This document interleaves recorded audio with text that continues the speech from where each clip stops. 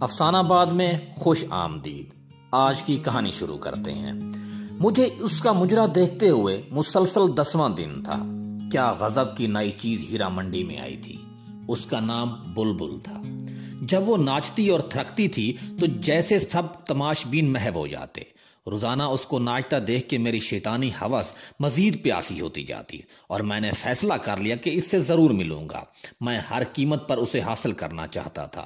اس دن مجرے کے دوران وہ بجھی سی دکھائی دے رہی تھی۔ اس کے ناچ میں وہ روانی بھی نہیں تھی، لیکن مجھے اس سے ملنا تھا، بات کرنی تھی اور معاملات طے کرنے تھے۔ مجرے کے اختتام پر جب سب تماشبین چلے گئے تو میں بھی اٹھا۔ وہ کوٹھے کی بالکنی میں اپنی نائکا کے ساتھ کسی بات پر الجھ رہی تھی۔ دروازے کے تھوڑا سا قریب ہوا تو میں نے سنا کہ وہ اس سے رو رو کر کچھ مزید رقم کا مطالبہ کر رہی تھی، مگر نائکا اس کو دھتکار رہی تھی اور آخر میں غصے میں بلبل کو اگلے دن وقت پر آنے کا کہہ کر وہاں سے بڑبڑاتی ہوئی نکل گئی۔ بلبل کو پیسوں کی اشد ضرورت ہے، یہ جان کے میرے اندر خوشی کی ایک لہر دوڑ گئی۔ چہرے پر شیطانی مسکراہٹ پھیل گئی کہ وہ ضرورت پوری کر کے میں اس کے ساتھ جو چاہے کر سکتا ہوں۔ میں اس کی جانب بڑھا۔ اس کا چہرہ دوسری طرف تھا اور وہ برقع پہن رہی تھی۔ پاس جا کر جب میں نے اسے پکارا تو وہ میری طرف مڑی۔ اس کا چہرہ آنسوں سے تر تھا اور برف کی مانند ایسے سفید تھا جیسے کسی نے اس کا سارا خون نکال لیا ہو۔ اس کی یہ حالت دیکھ کر میں چکرا سا گیا اور اس سے پوچھا کہ کیا ہوا ہے، وہ ایسے کیوں رو رہی ہے۔ میری طرف دیکھتے ہوئے وہ چند لمحے خاموش رہی اور میرے دوبارہ پہنچنے پر گھٹی گھٹی آواز میں بولی، ماں مر گئی ہے۔ کیا؟ جب مجھے اس کی سمجھ نہیں آئی تو وہ بے اختیار روتے ہوئے دوبارہ بولی کہ آج میری ماں مر گئی۔ اس جواب سے جیسے میرے منہ کو تالا لگ گیا۔ میری شیطانی ہوس جس کو پورا کرنے کے لیے میں اس کی جانب آیا تھا مجھ سے میلوں دور بھاگ گئی۔ تو تم یہاں کیا کر رہی ہو؟ میں نے غصے اور حیرت سے پوچھا۔ کفن دفن کے پیسے نہیں ہیں میرے پاس، اس لیے میں مجرا کرنے آئی تھی، مگر نائکا آج پیسے ہی نہیں دے رہی۔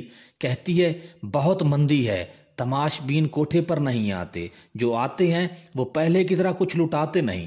وہ کہہ رہی ہے کہ عیدھی والوں سے اپنی ماں کے کفن دفن کا انتظام کروا لو۔ اتنا کہہ کے وہ برقع پہن کر کوٹھے سے باہر نکل آئی۔ میں بھی اس کے پیچھے چل پڑا۔ تمہاری ماں کے کفن دفن کا بندوبست کرتا ہوں۔ وہ چند لمحے مجھے مشکوک نظروں سے دیکھتی رہی اور پھر خاموشی سے میرے ساتھ بیٹھ گئی۔ گاڑی ٹیکسالی سے باہر نکالتے ہوئے میں نے بلبل سے اس کے گھر کا پتہ پوچھا۔ وہ علاقہ میرے لیے نیا نہیں تھا، کئی بار میں وہاں سے گزرا ہوا تھا۔ میں نے گاڑی اس طرف موڑ دی۔ سارا راستہ وہ خاموشی سے روتی رہی۔ میرے پاس اس کو تسلی دینے کے لیے الفاظ بھی نہیں تھے۔ کچھ دیر میں ہم بلبل کے گھر پہنچ گئے۔ یہ چھوٹا سا ایک کمرے کا گھر تھا۔ صحن کے بیچ میں چارپائی پر اس کی ماں کی لاش ایک گدلے کمبل میں لپٹی پڑی تھی۔ صحن میں بلب کی پیلی روشنی وہاں بسنے والوں اور گھر کی حالت چیخ چیخ کر عیاں کر رہی تھی۔ چارپائی کے پاس دو بوڑھی عورتیں بیٹھی تھیں۔ ایک کی گود میں 7-8 ماہ کا بڑا گول مٹول اور پیارا سا بچہ کھیل رہا تھا۔ آدھی رات ہونے کو آئی تھی۔ جیسے ہی بلبل گھر میں داخل ہوئی وہ بوڑھی عورتیں بچہ اسے سونپتے اور دیر آنے کی وجہ سے ناراضگی کا اظہار کرتے ہوئے وہاں سے رخصت ہو گئیں۔ بلبل بچے کو لے کر کمرے کی طرف گئی۔ بچہ بہت بے قرار تھا اور پھر وہ اس کی چھاتی سے لپٹ گیا جیسے صبح سے بھوکا ہو۔ کیا یہ بلبل کا بچہ ہے؟ یہ ایک نیا انکشاف تھا کہ بلبل شادی شدہ بھی ہے۔ چند لمحوں بعد وہ کمرے سے باہر آئی، مجھے یوں ہی کھڑا دیکھ کر پھر کمرے میں گئی اور ایک پرانی کرسی اٹھا لائی۔ سیٹھ جی معذرت، میرے گھر میں آپ کو بٹھانے کے لیے کوئی چیز نہیں ہے، وہ کرسی رکھتے ہوئے شرمندگی سے بولی۔ میں سر ہلاتے ہوئے اس کرسی پر بیٹھ گیا۔ کچھ سمجھ نہیں آ رہا تھا کہاں سے شروع کروں۔ تمہارا اصل نام کیا ہے بلبل؟ بالآخر میں نے اس سے پوچھا۔ وہ چپ رہی، شاید بتانا نہیں چاہ رہی تھی۔ افشاں، میرے دوبارہ پوچھنے پر اس نے آہستہ سے کہا۔ بہت افسوس ہوا تمہاری ماں کی وفات کا۔ وہ خاموش رہی۔ تمہارا باپ بھائی کوئی ہے؟ اس نے خاموشی سے نہیں میں سر ہلایا۔ یہ بچہ تمہارا ہے؟ اس نے پھر خاموشی سے ہاں میں سر ہلایا۔ تمہارا شوہر کہاں ہے؟ چند لمحوں بعد وہ بولی، چھوڑ گیا۔ تم ہیرا منڈی کیسے گئی؟ تم مجھے ناچنے گانے والی تو نہیں لگتی۔ اب وہ نظریں اٹھا کر مجھے دیکھتی ہوئی بولی، سیٹھ جی قسمت وہاں لے گئی۔ گھر میں کوئی مرد نہیں تھا، ایک بیمار ماں اور بچے کی ذمہ داری تھی۔ کہیں اور کام نہیں ملا تو نہ چاہتے ہوئے بھی مجبوراً راستہ اختیار کرنا پڑا۔ کچھ عرصے تک نائکا نے ناچ گانا سکھایا اور پھر دھندے پر بٹھا دیا۔ وہ مجھے مجرا کرنے کے روزانہ 200 روپے دیتی ہے اور ساتھ میں تماش بینوں کا بچہ کھچا کھانا جو میں گھر لا کے اپنی ماں کو کھلاتی ہوں اور خود بھی کھاتی ہوں۔ برقعے میں آتی جاتی ہوں جس سے محلے میں کسی کو پتہ نہیں چلتا اور ایک بھرم بھی قائم رہتا ہے۔ سیٹھ جی، ایسی کتنی ہی بے سہارا گمنام لڑکیاں معاشی حالات کے ہاتھوں مجبور ہو کر ان کوٹھوں پر ناچنے پر مجبور ہیں۔ آپ لوگوں کو کیا پتا وہ کتنی مجبور ہو کر یہ قدم اٹھاتی ہیں۔ کوئی لڑکی اپنی خوشی سے یوں سب کے سامنے اپنا جسم، اپنی عزت نیلام نہیں کرتی۔ جو لڑکیاں ایک بار اس دلدل میں گر پڑتی ہیں پھر وہ دھنستی چلی ہی جاتی ہیں اور پھر اس میں ہمیشہ کے لیے ڈوب جاتی ہیں۔ یہ سب کچھ بتاتے ہوئے افشاں کے لہجے میں بے پسی اور بے چارگی تھی، جیسے وہ کسی ناکردہ گناہوں کی سزا کاٹ رہی ہو۔ میں کچھ دیر اس کے چہرے کو دیکھتا رہا، پھر پرس سے چند نوٹ نکالے اور اس کے ہاتھ میں تھماتے ہوئے بولا، کل اپنی ماں کی تدفین کروا لینا اور بچے کے لیے کچھ خوراک اور گھر کے لیے روش راشن پانی لے لینا۔ وہ اتنے سارے نوٹ ایک ساتھ دیکھ کر حیران ہو گئی۔ کیا ہوا؟ میں نے اس کو یوں چپ دیکھتے ہوئے پوچھا۔ سیٹھ جی، مجھے ان روپوں کے بدلے کیا کرنا ہوگا؟ وہ ڈرتے ڈرتے پوچھ رہی تھی۔ شاید یہ سوچ رہی تھی کہ ان نوٹوں کے بدلے سیٹھ پتہ نہیں کب تک اس کا جسم نوچے گا، کب تک اس کو سیٹھ کی رکھیل بن کر رہنا پڑے گا۔ اس کی بات سن کر مجھے اپنے آپ سے اتنی نفرت ہوئی کہ میں خواہش کرنے لگا زمین پھٹ جائے اور میں اس میں سما جاؤں۔ مجھے احساس ہوا کہ میں ذلت اور اپنے کردار کی پستی کی آخری حد کو چھو رہا تھا۔ میں اس بے حس معاشرے میں ایک تنہا اور بے سہارا لڑکی کی مدد کر رہا تھا، مگر وہ اس کو بھی ایک ڈیل کے طور پر سمجھ رہی تھی۔ شاید جہاں سے میں اٹھ کر آیا تھا وہاں پر جانے والے لوگوں سے بغیر کسی وجہ کے مدد کی توقع نہیں کی جاتی۔ میں نے لرزتی آواز میں جواب دیا، تمہیں کچھ نہیں کرنے پڑے گا اور تم اب کوٹھے پر مجرا کرنے نہیں جاؤ گی، اپنے گھر میں رہو گی۔ ہر مہینے تمہیں منی آرڈر مل جایا کرے گا۔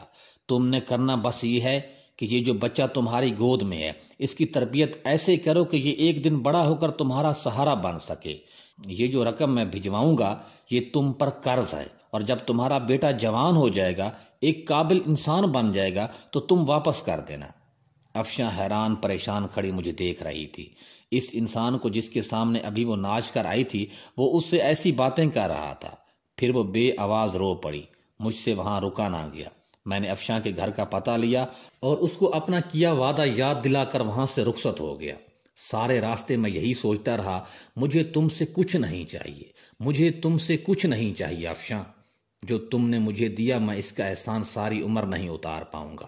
تم نے مجھ میں دفن اس انسانیت کو جگا دیا جو میں دولت اور شیطانی ہوس کے نیچے دبا کر مار چکا تھا۔ تم نے مجھے پھر سے انسان بنایا ہے افشاں۔ اس واقعے کے بعد میں ان تمام برے کاموں سے توبہ کر کے اس کی بارگاہ میں گناہوں کا بوجھ لیے حاضر ہوا۔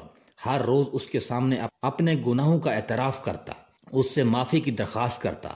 میں باقاعدگی سے ہر ماہ افشاں کو منی آرڈر بھجواتا رہا۔ کئی دفعہ دل کیا کہ میں اس مسیحا کو مل کر آؤں جس کی وجہ سے مجھے ان تمام گناہوں اور بدکاریوں سے نجات ملی، مگر ہر دفعہ ایک شرمندگی آڑے آتی رہی کہ کبھی میں اپنی شیطانی ہوس کے لیے اس کا پیاسا تھا، اور پھر وقت گزرتا چلا گیا۔ دن مہینوں میں بدلنے لگے اور مہینے سالوں میں تبدیل ہوتے گئے، مگر میں افشاں کو بھولا نہیں تھا۔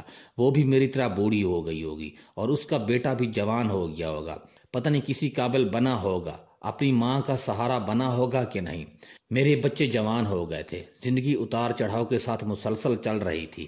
ایک شام چھٹی کے دن جب میں اپنے گھر میں موجود تھا، ملازم نے آ کر مجھے بتایا کہ ایک عورت اور اس کے ساتھ ایک جوان لڑکا آپ سے ملنے آئے ہیں۔ کون ہے؟ معلوم نہیں صاحب، پہلی بار ان کو دیکھا ہے۔ ملازم نے مؤدبانہ لہجے میں جواب دیا۔ اچھا، انہیں ڈرائنگ روم میں بٹھاؤ، میں آ رہا ہوں۔ کون ہو سکتا ہے؟ یہی سوچتے ہوئے میں ڈرائنگ روم کی طرف بڑھا۔ ایک عورت پر نور چہرے کے ساتھ سفید بڑی چادر میں خود کو چھپائے ہوئے ہاتھ میں ایک پرانی سی ڈائری لیے کھڑی تھی، اور اس کے ساتھ اچھے کپڑوں میں ملبوس ایک بڑا ہینڈسم نوجوان کھڑا تھا۔ اس لڑکے کو میں جانتا تھا، وہ ہمارے علاقے کا نیا DSP تھا۔ سلام سیٹھ جی، میں افشاں ہوں اور یہ میرا بیٹا احمد۔ جو ہی اس نے افشاں کا نام لیا میرے ذہن میں اس کا ماضی کا چہرہ گھوم گیا، اور پھر مجھے پہچاننے میں دیر نہیں لگی کہ وہ افشاں تھی۔ آپ مجھے پہچان گئے نا؟ میں نے سر ہلاتے ہوئے ہاں میں جواب دیا اور ان کو بیٹھنے کا اشارہ کیا۔ افشاں پھر اپنے بیٹے سے مخاطب ہو کر بولی، احمد بیٹا، یہی ہیں میرے مسیحا جن کی بدولت تمہاری ماں گندگی کی دلدل میں گرتے گرتے نکلی، اور یہی ہیں جو تمہاری پڑھائی کا تمہیں یہاں اس مقام تک لانے کا ذریعہ ہیں۔ میں ان کو جانتا ہوں امی جان، ان کا شمار ہمارے علاقے کے معزز ترین افراد میں ہوتا ہے، مگر میں یہ نہیں جانتا تھا کہ مجھے اس مقام پر لانے میں ان کا کردار سب سے اہم ہے۔ سیٹھ صاحب، جس طرح آپ ہم بے سہارا اور بے کس لوگوں کی زندگی میں مسیحا بن کر آئے، اس کا احسان ہم کبھی نہیں بھولیں گے۔ احمد بڑی مشکور نظروں سے دیکھتا ہوا بڑی عاجزی سے بول رہا تھا۔ ایسے کہہ کر آپ لوگ مجھے شرمندہ نہ کریں، میں نے افشاں کی طرف دیکھتے ہوئے کہا۔ آج اس کو پکارتے ہوئے بے اختیار میرے منہ سے افشاں بہن نکل گیا۔ میں خود حیران تھا، مگر یہ سچ تھا۔ افشاں صوفے سے اٹھی اور آگے بڑھ کر پرانی سی ڈائری مجھے تھماتے ہوئے کہنے لگی، سیٹھ جی، اس میں وہ تمام حساب درج ہے۔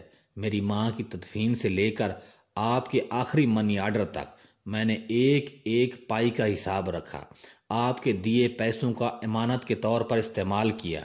آپ اپنے بیٹے کو ایک قابل انسان بنایا۔ آپ نے مجھے 22 سال پہلے کہا تھا یہ قرض ہے اور یہ تب واپس کرنا جب تمہارا بیٹا ایک قابل انسان بن جائے۔ کچھ لمحے خاموش رہنے کے بعد افشاں پھر سے بولی، سیٹھ جی، آج وہ وقت آ گیا ہے۔ میں آپ کے احسانوں کا بوجھ تو نہیں اتار سکتی، مگر جو پیسے آپ نے مجھے دیے تھے وہ میرا بیٹا وہ ضرور اتارے گا، اور آپ سے درخواست ہے آپ انکار مت کریں۔ میں افشاں کو بڑی تحسین نظروں سے دیکھ رہا تھا۔ آخر اس نے وہ کر ہی دکھایا۔ یقیناً قول و قرار کو نبھانا، وعدے پر قائم رہنا اچھے کردار کے حامل انسان کی بڑی نشانی ہے۔ یہ سن کر میرے دل میں اس کی عزت اور احترام اور بڑھ گیا۔ میں نے تم کو بہن کہا، افشاں بہن، اور میں کیسے تم سے یہ پیسے لے سکتا ہوں؟ مجھے یوں شرمندہ مت کرو۔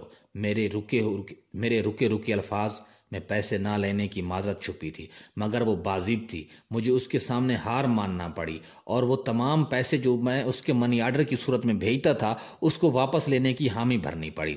پھر وہ دونوں مجھے اپنے نئے گھر کا پتہ دے کر اور آنے کی تاکید کر کے وہاں سے چلے گئے۔ ارم، میں نے تمہیں کسی سے ملوانا ہے، میرے ساتھ چلو گی؟ شام کو میں نے اپنی بیگم سے کہا۔ کیوں نہیں چلوں گی، مگر کون ہے اور کس سلسلے میں ملنا ہے؟ بیگم نے سوالوں کی بوچھاڑ کر دی۔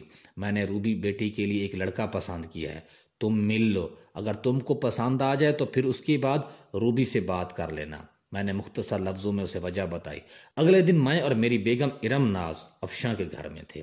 ارم کو بھی احمد بہت پسند آیا۔ ہم نے پھر افشاں سے احمد اور روبی کے رشتے کی بات کی۔ افشاں کو بھلا اس سے کیا اعتراض ہو سکتا تھا؟ وہ پھولے سے نہیں سما رہی تھی، اور یوں میری بیٹی کا رشتہ افشاں کے بیٹے احمد سے طے ہو گیا۔ وہ تعلق جو ایک طوائف اور تماش بین جیسے گندے رشتے سے شروع ہوا تھا، اس کا اختتام ایک نہایت مہذب رشتے کی شکل میں ہوا۔ یہ سچ ہے کہ ہر انسان کو قدرت سدھرنے کا موقع ضرور دیتی ہے۔ کبھی گندگی کے ڈھیر سے اس کو ایسا سبق سکھا دیتی ہے، کبھی دو بھٹکے لوگوں کو ملا کر سیدھے راستے پر لے آتی ہے، اور انسان ساری زندگی اسی کے مطابق گزارنے کو فخر محسوس کرتا ہے۔ کبھی وہ طوائف اور میں تماش بین تھا، مگر آج وہ میری منہ بولی بہن اور اس کا بیٹا میری بیٹی کا شوہر ہے، اور مجھے ان دونوں رشتوں پر فخر ہے۔